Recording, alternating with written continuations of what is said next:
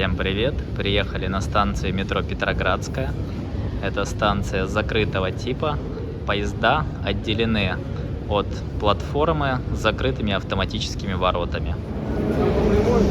Благодаря такой конструкции достигается максимальная безопасность людей.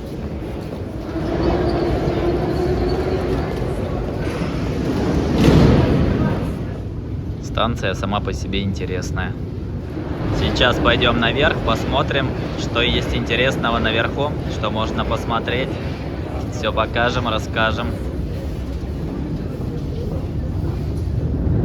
Глубина станции 53 метра.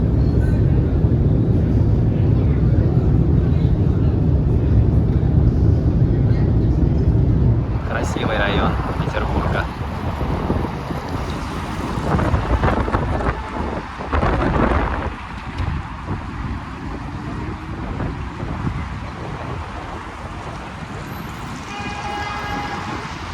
Дом с башнями напоминает английский замок. Сейчас в этом доме располагается театр имени Андрея Миронова.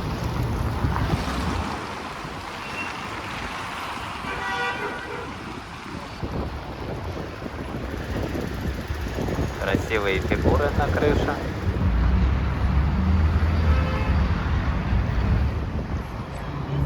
Популярный вид транспорта в Питере. Сейчас покажем классное место, где можно вкусно пообедать на Петроградской. Кафе Friends по мотивам сериала «Друзья». Идем внутрь. Из первой серии.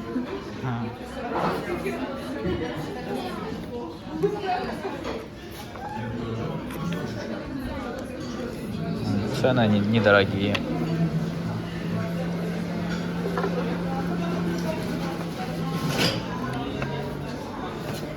Меню классное. Конференция палеонтологов.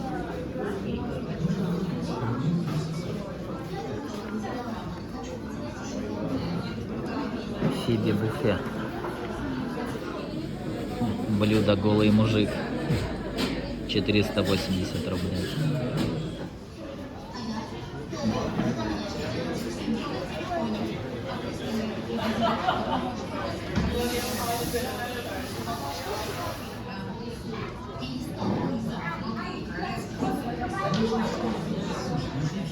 Заказали вафли с лососем. 450 рублей, вот такие вкусные. И сэндвич Росса. Украденный сэндвич Росса. 340, по-моему, рублей, но смотрится очень интересно. Вкусно?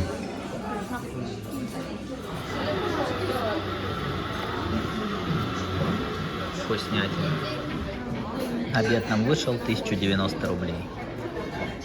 Первый дом для работников Ленсовета. Построен в 1931-35 годах как образец дома для специалистов. Этот дом разительно отличается от другой архитектуры Питера. В доме ничего лишнего. Все серое и по делу. Интересная конструкция. Приподнят над водой. Специальные колонны.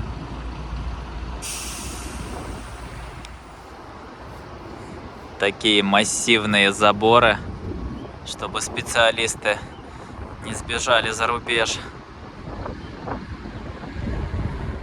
Как чувствуешь себя советским специалистом?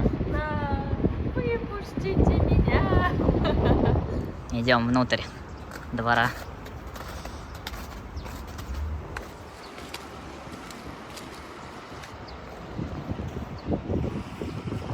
Количество решеток и замков, конечно, впечатляет. Чувствуется, как охраняли советские кадры. В принципе, время идет, ничего не меняется. Мне чем-то даже нравится его минимализм и серый цвет. Хорошо сохранился для своих лет. Очередная решетка на выходе из двора. Может, я, конечно, пессимист, но мне кажется, с улицы он похож на тюрьму. Есть вот такой слон. Соседние дома, конечно, отличаются по стилистике. Идем по улице Льва Толстого.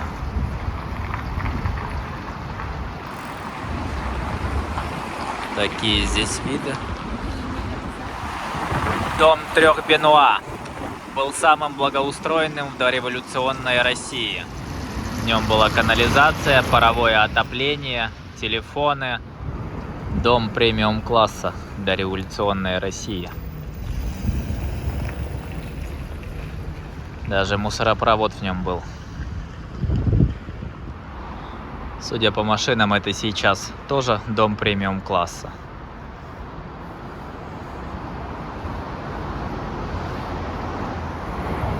Балкон интересный на соседнем доме. Двор в доме трех Бенуа приятный.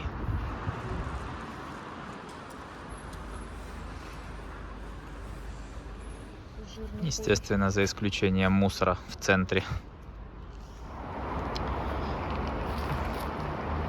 Здесь, видимо, был фонтан.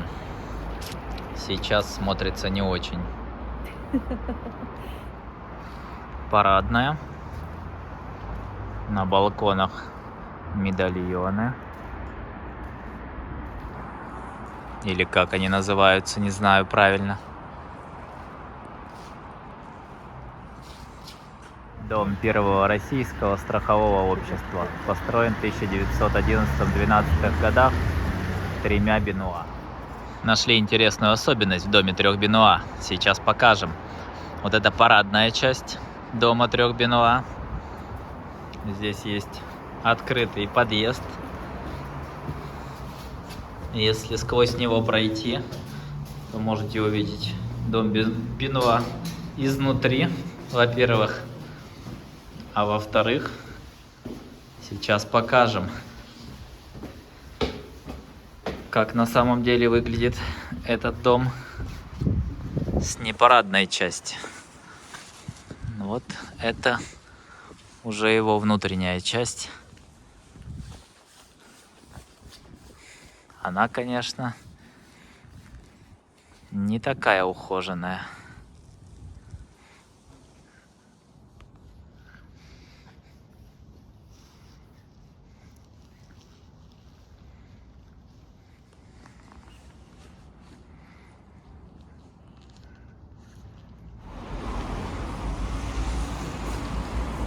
Идем в подворотню. Не знаем, правда, куда выйдем. Очередной классический двор типа колодец с окнами, которые смотрят друг другу в окна. Не хотел бы я здесь жить, если честно. Хотя квартиры, я уверен, здесь стоят недешево, так как это центр Питера. На любителя. Рядом вообще заброшенный дом. Этот вроде жилой. Нашли открытый подъезд. Сейчас покажем изнутри. Ну, если выберемся из него.